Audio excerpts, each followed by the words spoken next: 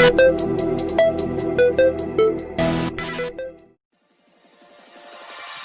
this.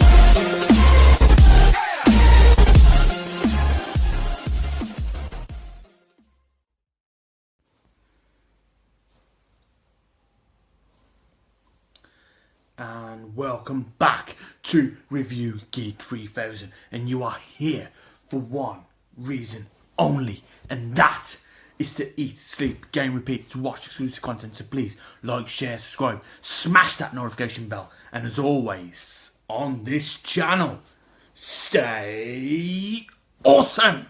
So yes guys, welcome back to Review Geek 3000, and this is another exciting, entertaining, jaw-dropping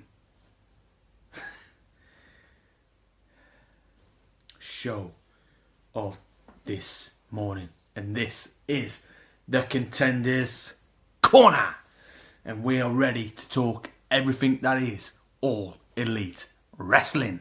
So yes guys, we are about to talk wrestling on this channel. So yes guys, last night, the 7th of November, was all elite pay-per-view full gear. So yes guys, it was All Elite Wrestling's pay-per-view to end 2020's calendar year, and it was the flagship pay-per-view full gear. So yes guys, it all kicked off last night, and it was a jaw-dropping pay-per-view, and to be honest guys, I can surely say right here, right now, that this pay-per-view beats Hell in a Cell. And I will tell you why guys, I will explain why. And I'll do that after my review of all the matches, and then I will compare this show to Hell in a Cell. And as I say guys, this show beats Hell in a Cell. But we'll go back into that after my review. So here guys, Full Gear marked the final AEW pay-per-view of the 2020 calendar year, and it definitely didn't disappoint here. The AEW Championship was on the line as Jon Moxley defended his title against Eddie Kingston in a brutal I Quit match. So yes guys, that was that, and that was the main event of last night. But it all goes in, and it started off from the buy-in, and it started off with Serena Deeb versus Allysin Kay, and Serena Deeb defeated Allysin Kay by submission to retain the NWA Women's World Championship. Then the next match was AEW World Championship Eliminator Tournament final match, Kenny Omega against Hangman Adam Page. And it all kicked off that evening. Back-to-back wrestling, Kenny Omega defeats Hangman Adam Page by pinfall. Orange Cassidy then was up against John Silver by. And again, Orange Cassidy didn't disappoint here. He gave up that entertaining match, and he defeated John Silver by pinfall. Darby Allin was up against Cody Rhodes for the AEW TNT Championship, and Darby Allin defeated Cody Rhodes for that title. AEW Women's World Championship match, Hikaru Shida was up against Nyla Rose, and Hikaru Shida defeated Nyla Rose by pinfall to retain the AEW Women's World Championship. The Young Bucks were up against FTR for the AEW World Tag Team Championship titles.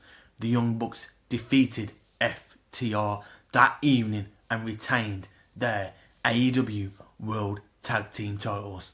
the Elite Deletion match. Matt Hardy against Sammy Guevara. And Matt Hardy wins Sammy Guevara by pinfall. MJF was up against Chris Jericho. And this was MJF's time to move on and push forward. And Chris Jericho jobbed him off here.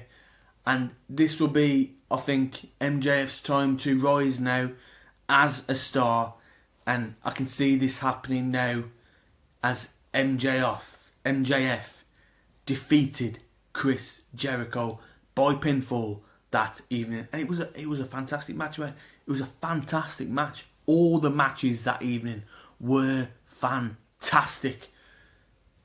The main event, I Quit match. Jon Moxley was up against Eddie Kingston for the AEW World Championship. And Jon Moxley brutally, ruthlessly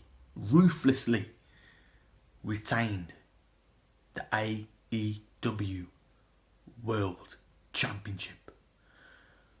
But we're going to go back and forth here.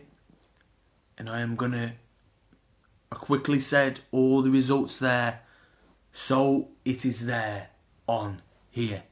And now I am going to just go through, run them all back through again.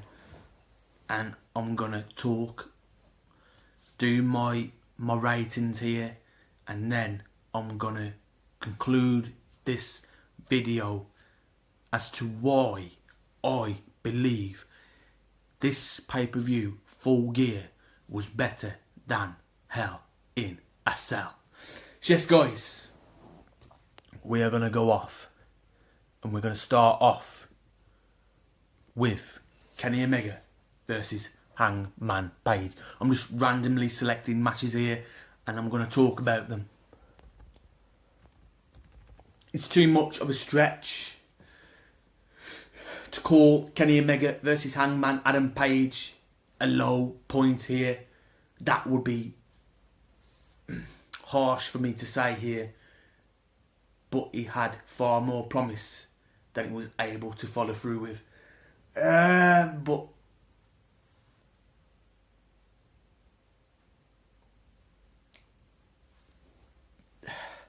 their tag team match against the Young Bucks was phenomenal. This match though felt basic in comparison. I don't know. I like the match. I like this match. But there could have been more stuff that could have been added to it to make it a bit more interesting. More exciting. I think people went into this match believing there was too much hype, there was too much build-up surrounding this match. And then as it went on, it didn't... There was no excitement. It was a good match. It was a good match. And I am going to give this a 3.5 out of 5. I did enjoy the match, but the hype, the build-up, there was too much expectation than what it sold off for. But that's that, guys. Okay. As expected, this match was thoroughly... So, Orange Cassidy versus John Silver. As expected, this match was thoroughly entertaining from start to finish. As in previous pay-per-views and shows, Chris Jericho sold off Orange Cassidy, and they did fantastic works together.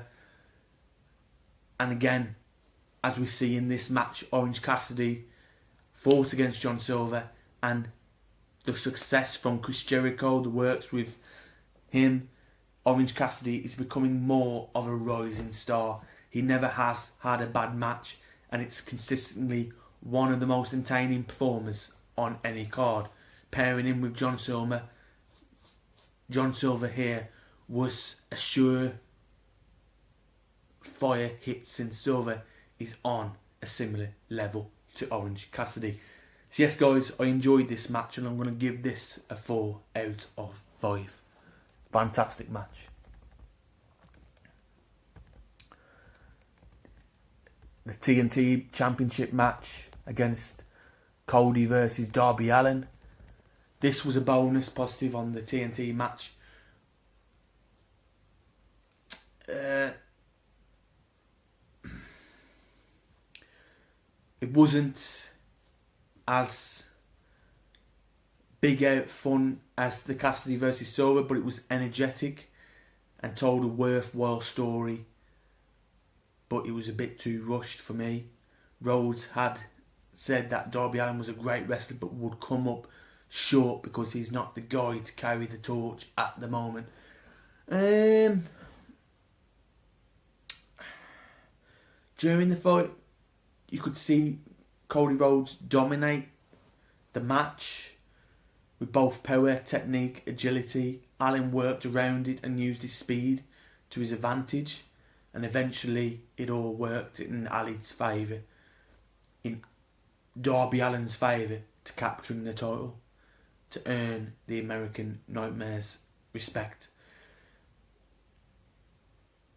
Again, I enjoyed the match, so I am going to give this, I'm going to give it a 3.8 out of 5 here.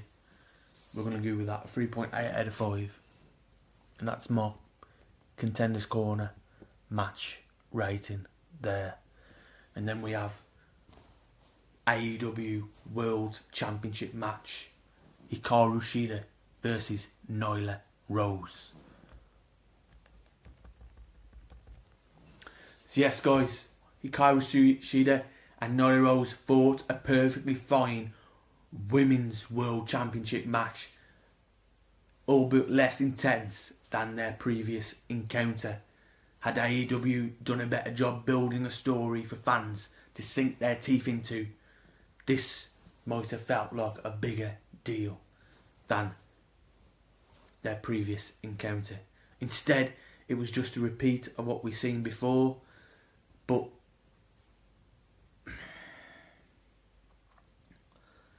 we've seen it before with these two. It was a good match, but all I can say really, it was just lacklustre. And it just placed it as a placeholder really. That's it really. It lacked that edge, it lacked that fun, that drive, the creativity, but again, it was still a good match, so I'm going to give this a 3 out of 5. Then we have the AEW World Tag Team Championship match. And even with injuries on both sides, FTR and the Young Bucks managed to pull off a great contest for the AEW World Tag Team Championship titles. In an ideal world, Matt and Nick Jackson would have been staunch babyfaces heading into this rather than troubled neo heels, but they still played the hero role in this match. Just guys, the title wins are normally highlights in their own right, and knowing that the Young Bucks aren't forced to stop challenging for the belts is certainly a positive. It was nice to see Omega celebrate the win with his friends. So yes guys, I enjoyed this match, so I'm going to give this a 4 out of 5. That's a Contenders Corner match rating, 4 out of 5. Then we have the Elite Deletion match that all we've been waiting for here guys. The main of, well, that Elite Deletion event here. And I've been waiting for this. And this was Matt Hardy versus Sammy Guevara. So the Inner Circle, Sammy Guevara goes up against Matt Hardy in the Elite Deletion. So again, guys, if the Cassidy and Silver match wasn't that silly enough for you, the Elite Deletion match made up for it by being full-blown goofball antics and was a lot of fun. Just guys, after 1,000 super kicks and action in the ring, it was a refreshing change of pace to get out of the arena and play around in the Hardy compound. Just guys, this was absolutely fantastic. It brought out the fireworks, literally. It got me off my feet here. It got me out my seat. You know, it pulled me back into the main event, just like the Orange Cassidy versus John Silver did. And this was a fantastic match. And it was great to see, you know, Matt Hardy bring something to the table here, as he brought that in the TNA here. We saw this Hardy compound again as we did in TNA, and I surely loved it, guys. And I hope Matt Hardy brings this back on the table again. It was something that we should have seen in WWE, but again, guys, they lack that ability to give the wrestlers that full control of their own character, and that's why WWE lack the creativity, and this is why they're losing on that AEW fight here. Yes, guys, and again, it was great to see, and I'm going to give this a strong 4 out of 5 here. And that was the Contenders Corner for this match. 4 out of 5. Then we had the Chris Jericho versus MJF. And again, guys,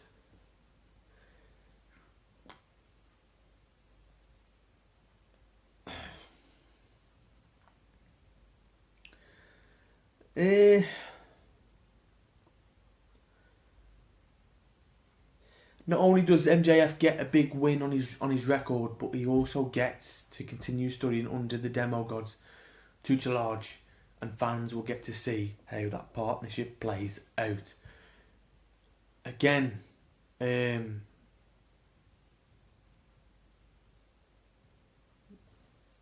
this was a match here that if MJF wins, he's in the Inner Circle. Are we going to see MJF as the leader here, or is Chris Jericho going to remain the leader of Inner Circle? I've got a theory that it's going to be MJF taking charge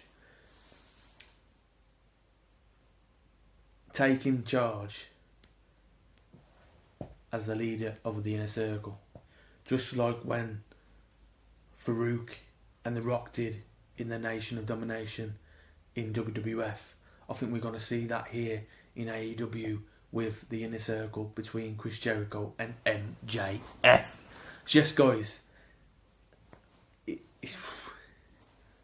see, this is what I'm talking about here, guys. This creativity that AEW do, and it's refreshing. This is the kind of stuff that WWE should be doing here, and it's fantastic to see, guys. They're pulling off some great things here.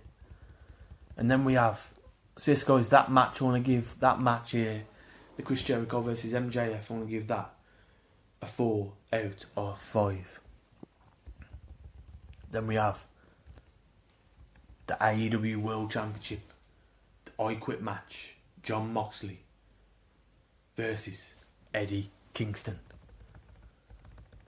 Given their backgrounds and styles, it would have been strange if Jon Moxley and Eddie Kingston had an I Quit match that was anything but a hardcore onslaught.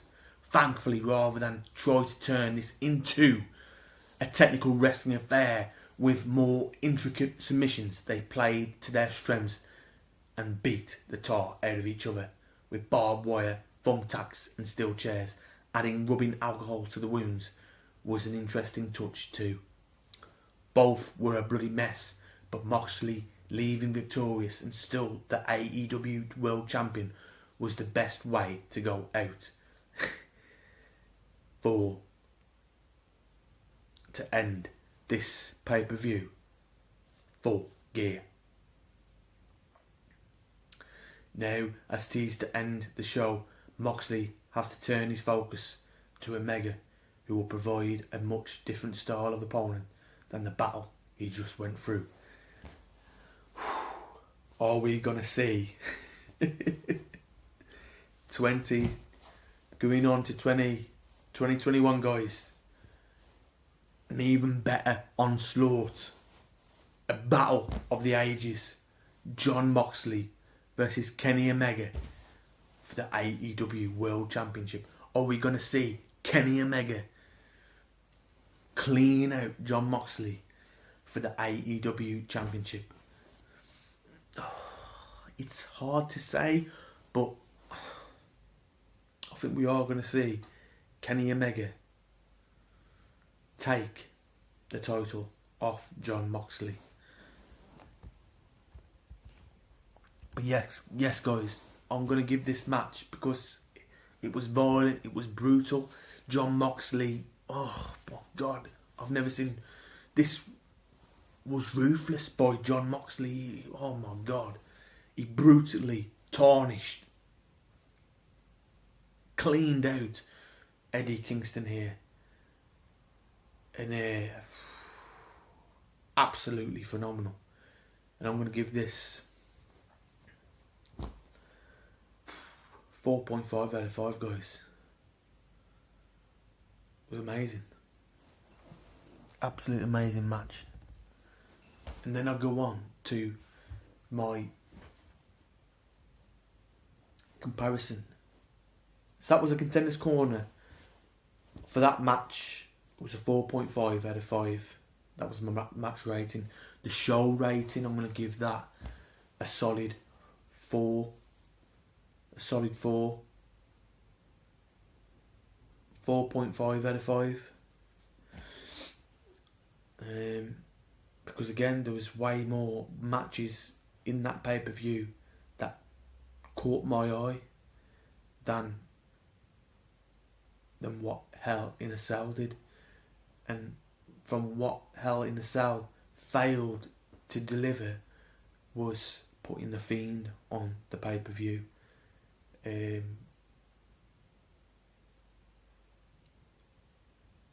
We needed that extra thing going on to make that pay-per-view more exciting. There should have been a way better match card. They needed two more exciting matches, and it would have been phenomenal, guys. Even though I'm going to hand it out to Sasha Banks and Bayley there. They tore that roof down. Drew McIntyre and Randy Orton, they tore that roof down. On the other hand, Jey Uso and Roman Reigns, great storyline, decent match, but it weren't phenomenal. It wasn't exciting how other people say it was. It wasn't all that great. It was a decent match. I'll give it, I'll give it that. I'm a very, very critical on Roman Reigns, but with this storyline between Jey Uso, Paul Heyman, the Tribal Chief, I like what's going on. It is a lot better than what Roman Reigns has done in the past, and it's a change, and I do. It's caught my eye, it's caught my attention. It's better, but I am not a big fan of Roman Reigns anyway. So that's that, guys. So my comparison as to why AEW Full Gear is a better pay-per-view than Hell in a Cell is because there was a better match card on paper, and it sold out. It delivered. So you know, there were a lot more matches. I'll just refresh to you those matches that caught my attention. The Orange Cassidy versus John Silver, and then as it played out on that night, it was it's a fantastic match, guys. You can watch that, and I guarantee you, you'll end that and go, that was brilliant. It was fantastic, guys. You know, there's MJF versus Chris Jericho again. I like the build up to this match. There was a good storyline to this match. The stipulation of MJF going into the inner circle. I like what's going on here. Are we going to see MJF become the leader of the inner circle? It's getting questions in my mind here. But again, it's that mystery, that other thing going on that delivers, that WWE don't deliver. Then we had the Young Bucks versus FTR, again another good match. The Elite Deletion match in the Hardy compound, Matt Hardy versus Sammy Guevara, again another great chipping, just like the Orange Cassidy versus John Silver. So it was like two bonus matches there, guys, in that match. You know, the Darby Allin versus Cody Rhodes, again another good match. And then to top it off, guys, to tear that roof off, Jon Moxley versus Eddie Kingston in an I Quit match. And that I Quit match was a lot better than Jey Uso's versus Roman Reigns I Quit match. And you compare that to the I Quit matches of old in the WWF days. They were brutal, they were back to back, they were exciting, they were draw dropping, they were ruthless. And it was great to see an I Quit match where it involved thumbtacks, barbed wire, steel chairs, and even whiskey being rubbed into their wounds, and you could see the pain in their eyes. Guys, this is what a match of that caliber should be like, and this is why I enjoyed that pay-per-view, because it delivered to me. It was credible. And yes, guys, Hell in a Cell was a great pay-per-view. Don't get me wrong, there were 3 decent matches in that match, well, in that pay-per-view. But AEW wins with 5. Orange Cassidy versus John Silver, Matt Hardy versus Sammy Guevara in the Elite Deletion match, Cody Rhodes versus Darby Allin, Young Bucks versus FTR, and to top it off, guys, to top it off, the encore at the end of the pay-per-view, the main event, the I Quit match, Jon Moxley versus Eddie Kingston. 5 fantastic matches there, guys, and that is my review of Full Gear and my comparison to Hell in a Cell and Full Gear, and AEW win this month, guys. That's that. So yes, guys, AEW have had the better pay-per-view, so that is my review on this. And again, guys, with a show rating of 4,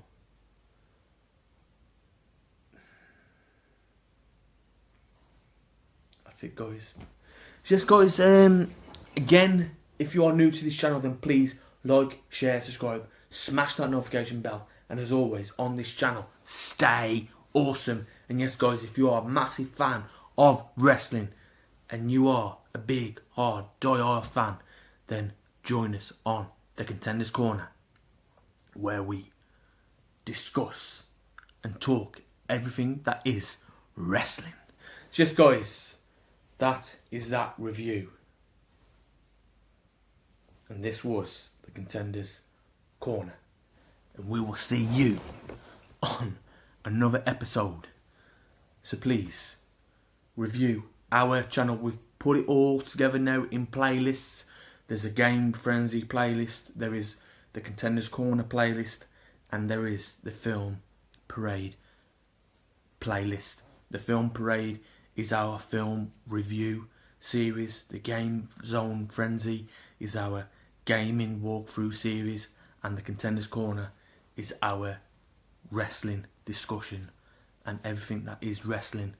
We review wrestling shows and we discuss everything that is wrestling.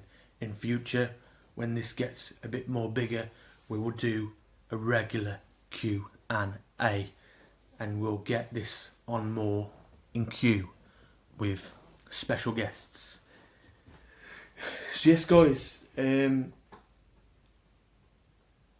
again, like, share, subscribe, and we'll see you on the next video. This was Review Geek 3000, and it was a pleasure to talking AEW or Elite Wrestling Full Gear with you.